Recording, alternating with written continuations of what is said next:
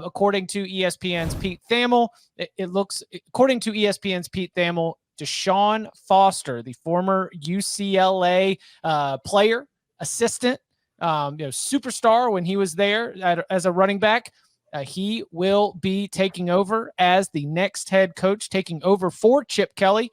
He was a student assistant. He was a graduate assistant. He was the running backs coach at UCLA from 2017 to 2023. And now it looks like he will be the head coach of the Bruins. Bud, sort of first thoughts on, I don't know if you have you any encounters with him. Okay, awesome. I don't know DeShaun well, but I've met him a couple times. Okay. So he's actually been a coach of some capacity at UCLA for, I think, like 7 years. No, even back to his GA days. I was going to say, he was a director of player personnel before we started calling them general managers. So, I mean, he was UCLA student assistant in 13, grad assistant 14, 15, right? Then he went to Tech for 1 year as running backs. Then he was UCLA's running backs coach for 7 seasons. And then this is the first year where he was with the Raiders. So, again, I do think there's an element here to where should we give some deference to the decision makers, because they have had a lot of time to evaluate DeShaun and how he fits, operates, understands the program, culturally. I think I'm willing to extend that. Now, I'm not really sure if UCLA's administration is a mess right now. Isn't their chancellor leaving? I think I saw. Yes. So. What does that mean for AD Martin Jarmond? How much of that played into Chip's decision to leave as well? Now, this could also mean that they were just cheap, and they had to find a guy who was willing to accept it. I think they had to find a guy in a hurry. Finding a guy who was on staff in 23, makes some sense. But ultimately, man, I don't know. I think this could work out, but my guess here is that the success or failure of DeShaun Foster is going to largely be dictated by the administration at UCLA. How committed really are they to playing football at a championship level? Not a national championship level, but of at least contending for a Big Ten championship. Their over-under win total on our partner FanDuel right now is 5.5. So and 6 looks tough when you look at the schedule. It does, indeed. And there are not a ton of talent on that roster I think everybody wants to poach, but does this move maybe suggest that they want to prevent transfer portal exodus by getting a guy that many of the players on the roster already know? Again, they should be in the best position to evaluate and make the hire for a guy who's worked with you for 10 of the last 13 years. So I'm going to give them the deference that suggests they should get, because I was not in that building. But certainly, this is sort of the same thing as not the same thing. There are certain types of hires where, okay, that guy would only get hired for a job of this level at that school because of the connections to that school, or because it's sort of an internal promotion because they've had a chance to evaluate him. I don't think Sharon Moore would get a job the quality of Michigan if he was on the open market. He would get a good job, but not a Michigan level job. But it's because Michigan had the opportunity to evaluate him in-house for a long period of time that they got the job. So UCLA should know if they screw this up, that's on them. DeShaun Foster is a great hire for UCLA. I have no idea if it will work out. I do think it makes a lot of sense in that it's an odd time when in early February, your head coach up and leaves to take an offensive coordinator job. Signing day has come through. You're not going to have the easiest time convincing a sitting head coach to leave their current job to come to you, which is why, when the candidates list first came out over the weekend, and PJ Fleck and all these guys around, I was like, why the hell is anyway? But just I know why he was mentioned, but there's no way in hell he was ever going to leave. But so you look at the situation, you want to act quickly. You have a very limited pool of applicants available to you, so you settle, or I don't mean not settle, but you choose the guy that you're very familiar with, the guy that, like Bud's saying, you have a good idea of who he is. And also you're getting a guy who clearly cares about your program. I mean, he played there, he's coached there for many years, and he wants to be your head coach. Good. All right, get him. But then even the stuff behind the scenes, part of the reason Chip left is because there wasn't the kind of financial commitment to the program that he felt was needed to really compete at the level that they want to compete. Not so much for national titles, but just to be a competitive program. They didn't have the NIL. And you look at it, there is a new chancellor coming in. And if you talk to UCLA fans, and there are fans out there, even though they're in LA, but they do exist, they're hoping that the new chancellor actually gives a damn about the football program, because the feeling is the current chancellor did not give a damn about the football program. It was just something they had. So that's interesting to see, but that will bring in the future, but also the money issues where UCLA, there's a reason it's going to the Big Ten, folks. Yes, they're going to get money eventually, but they also need to get more money eventually because that school has had some financial limitations and problems. They're operating at a loss right now, from what I read. So they've got some issues to deal with. So they can't really make a huge splash hire. Not that there's a huge splash hire out there available to them. So I think that when you look at the situation and you kind of put all the pieces together, especially if you want to act quickly, DeShaun Foster makes a whole hell of a lot of sense. Will it work? I don't know.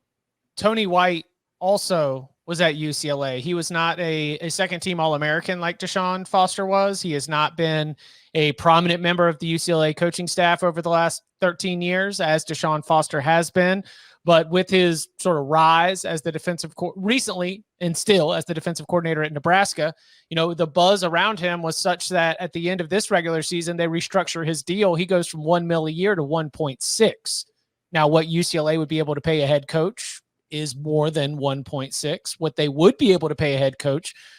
Do you think Tony White got a decent shot at this? Or some you mentioned PJ Fleck, but White made sense as potentially, but White also might have been like, hey, I'm only leaving this for that right now for blank, and blank might have been 4x what he's making right now, or something that, you just had to leverage, and UCLA said, no, we're going to stay with, like we mentioned, something that we know, somebody who's here, somebody who can hit the ground running. If you're Tony White, you also have to judge what jobs will come open next year if I put together 2 good years of defense at Nebraska, right? Like that's very possible you can get a better job than UCLA if Tony White's research suggests, hey, UCLA is broke, they don't have NIL, their administration doesn't support me, I'm not going to get what I need in terms of support staff salaries and all that kind of stuff, which does matter, by the way, when you live in LA. Like, it is hard to get good off-field people because you have to really pay them a lot more in LA than you would have to pay them in like Tuscaloosa. You can find a place in Tuscaloosa for like $700 a month. I don't think you can really find a place in LA for $700 a month. Maybe like Martin. I'll tell you what, I'll be there for, and it's only going to cost you $9 million a year, with a salary pool of $6 million a year. How's that sound? Like, you run it up to something where it's stupid, and then UCLA ends up saying no if you believe that there's that much ground to be made up in all those other different areas. That's one way it could have gone, potentially. Yep. All right, UCLA's schedule in 2024, first year of Big Ten play. Bud already mentioned that on FanDuel, make every moment more, we're dealing with a 5.5 win total. Tom, you going over or under UCLA, led by DeShaun Foster, year one of him at the helm, over or under 5.5 wins for the Bruins in 2024? I mean, I feel like I have to go under, looking at this off the top of my head, because it's at Hawaii. Okay, we're going to win that game, I think. We should. We better. Indiana at home should win, maybe win. Hope you win. That'd be a very bad start to the tenure if you're losing at home to Indiana to begin. That'd be a very Chip Kelly-esque start to your coaching tenure. Your next 3 games: at LSU, no. Oregon, doubt it. At Penn State, nuh-uh. Minnesota, maybe. Give you a chance there. At Rutgers, maybe, but you're on the road. At Nebraska, maybe, because Nebraska's Nebraska, but I think Nebraska will actually, for the first time forever, actually be better next year. Iowa at home. At Washington, I don't know. It's hard to know what Washington's going to look like next year. That game might be more winnable than you think, but you're still going to Seattle, so I'm going to still mark that down as probably not. I would favor UCLA over Washington. Really? Yeah, UCLA. You love Ethan Garbers that much? Washington lost, 20 of 22 starters? Yeah, but UCLA kept how many starters? Yeah, I thought UCLA was a little bit better than the record last year. I don't think it's guaranteed they miss a bowl, depending on what happens. Well, excuse me. if they had not just had a coaching change, and we will see what happens with the portal now that they have their 30-day window. Although I don't think anybody of importance has jumped in quite yet, largely because there's nowhere to go right now. So why would you? But yeah, I could see them making a bowl game because I don't think Washington's that great. I'm not convinced Iowa's offense is going to be any better. Maybe Yeah, I mean it Iowa, almost has to be. But. Iowa's offense doesn't have to be better. They still win 10 games. Yeah, but what their FanDuel total came out at what 6.5? Yeah, but that's now I think that's an overreaction. More difficult too. But it got bet up to 7 or 7.5. Now I saw, but I'm just saying, looking at the schedule, find me 6 wins. Tell me, you feel comfortable about winning at Hawaii. You feel comfortable about beating Indiana. There's 2. You feel comfortable about beating Fresno. There's 3. Yep. Your other home games are USC, Iowa, and Minnesota and Oregon. How many of those do you really feel comfortable about UCLA winning? Well, you beat USC this year, right? Mm-hmm. So a mess of a US at the end of the year when they were checked all the way. It was still Caleb. Yeah, do not be confident about USC looking much different next year.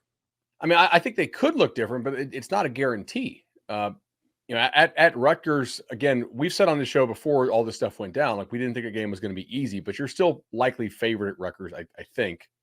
Nebraska, how does their offense look? I mean, they got a 5-star QB now, but they they're do. Going to win 13 games. We'll see how he plays as a freshman. I think UCLA can make a bowl game pending who else gets plucked off this roster.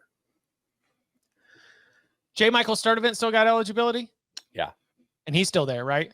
He's there. Jay Toya's there. A couple other guys are there who I scanned it earlier. It's those are guys that I think you would look at. Yeah, that's the high end in terms of just what kind of condition is this team going to be in early October after they play LSU, Oregon, and Penn State 3 weeks in a row? Now, that's a really good point. During the middle of a 6-game stretch, that'll be because they start in Hawaii, so you get that week 0 game or whatever. And then you've got the bye, but then you've got 6 straight, and that includes 3 in a row of at LSU, Oregon, at Penn State. This team could be beat to hell by October. We talk about highly touted players in terms of the way that they're boasted about. I think in the transfer portal era, we need who gets qualified as a coveted player.